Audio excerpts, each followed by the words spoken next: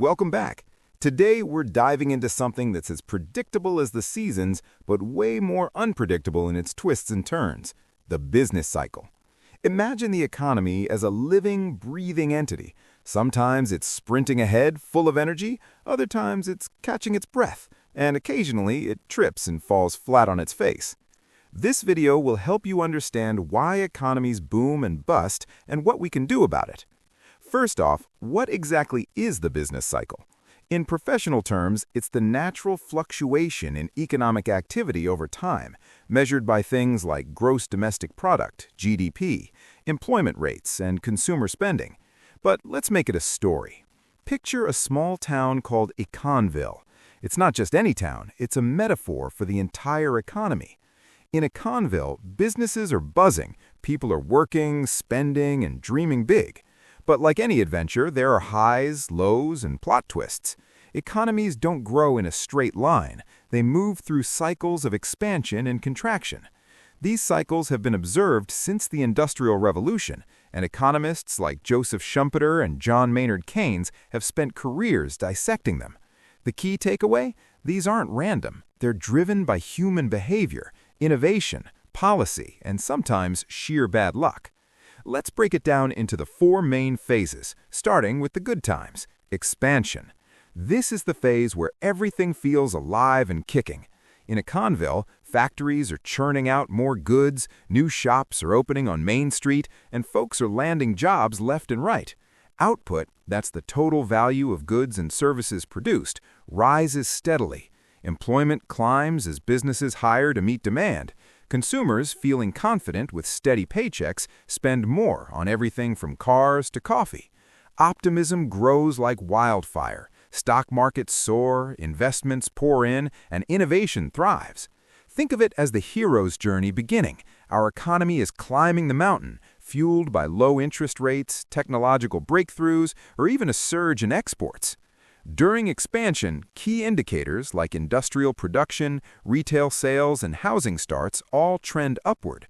Inflation might start creeping in as demand outpaces supply, but it's usually mild at first. Historically, expansions can last years. The U.S. saw one from 2009 to 2020, the longest on record, powered by tech booms and recovery from the previous crash. But in our story, as Econville's residents party harder, resources get stretched thin. Workers demand higher wages, materials cost more, and suddenly the climb gets steeper. That brings us to the peak, the top of the roller coaster where the view is amazing, but you know the drop is coming. Growth has hit its limit. The economy is operating at or near full capacity, meaning factories are maxed out, unemployment is low, often below 4%, and inflation starts building up as prices rise faster than wages.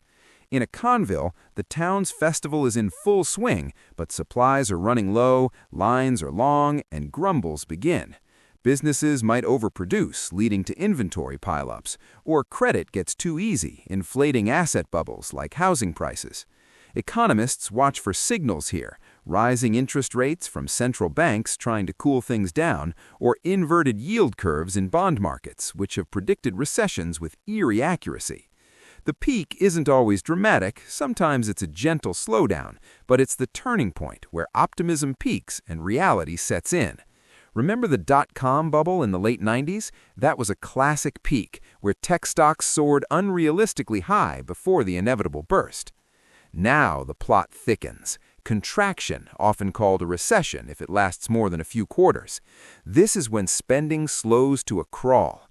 In Econville, residents tighten their belts. Maybe a big factory shuts down due to overproduction, or a shock like a natural disaster hits. Businesses cut back, laying off workers to reduce costs. Unemployment rises, sometimes sharply, leading to even less consumer spending. GDP falls and the whole town feels the pinch. It's a vicious cycle. Less spending means less revenue for businesses, more cuts, and so on. A recession is defined as 2 consecutive quarters of negative GDP growth, but it's more than numbers, it's real pain for people. Causes can be internal, like those asset bubbles bursting, or external, like oil shocks or pandemics. Inflation might ease, but deflation can be worse, as falling prices discourage spending. In severe cases, it becomes a depression, like the 1930s Great Depression, where unemployment hit 25%. But even mild contractions hurt. Families delay big purchases, investments dry up, and confidence plummets. Let's pause for a real-world tale. The 2008 financial crisis.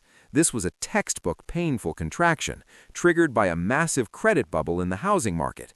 Banks lent money recklessly, bundling bad loans into securities sold worldwide. When homeowners couldn't pay, the bubble burst, leading to bank failures like Lehman Brothers. Widespread job losses followed, over 8 million in the U.S. alone. As credit froze, businesses collapsed, and GDP plunged by 4.3%. It wasn't just numbers, it was families losing homes, graduates entering a jobless market, and global trade grinding to a halt. Recovery took years, requiring massive government intervention. Think bailouts, stimulus packages, and quantitative easing from the Federal Reserve. At the bottom lies the trough, the nadir, where the economy hits rock bottom and recovery begins anew. In Econville, the streets are quiet, but seeds of revival are planted. Bargain hunters start buying undervalued assets, interest rates are slashed to encourage borrowing, and innovative entrepreneurs spot opportunities in the ruins. Unemployment stabilizes, though high, and GDP stops falling. It's the turning point where pessimism bottoms out and faint glimmers of hope appear. Economists look for leading indicators here, like rising stock prices or increased building permits, signaling the next expansion. The trough can be brief or prolonged, depending on the contraction's severity. Post-2008, the trough was in 2009, but full recovery dragged into the mid-2010s. Now enter the guardians of the cycle, governments and central banks. They try to smooth these wild rides using fiscal and monetary policies, though timing and precision are never perfect. Fiscal policy is the government's toolkit. Think tax cuts or increased spending on infrastructure to stimulate demand during contractions. In 2008, the U.S. passed the $700 billion TARP bailout and later the $789 billion American Recovery Act, pumping money into the economy to create jobs and confidence. Monetary policy comes from central banks like the Fed or ECB. They adjust interest rates, lowering them to encourage borrowing in tough times or raising them to curb inflation at peaks. Tools like quantitative easing, buying bonds to inject liquidity, or forward guidance, signaling future moves, help too. But it's tricky. Act too soon and you might fuel bubbles. Too late and recessions deepen. Remember the 1970s stagflation? High inflation and unemployment stumped policymakers until aggressive rate hikes in the 80s tamed it, but at the cost of a recession. In our story, these are the wise wizards casting spells. Sometimes they work wonders, like averting worse in 2020's COVID recession, with trillions in stimulus. Other times, like in the Eurozone debt crisis, coordination fails, prolonging pain.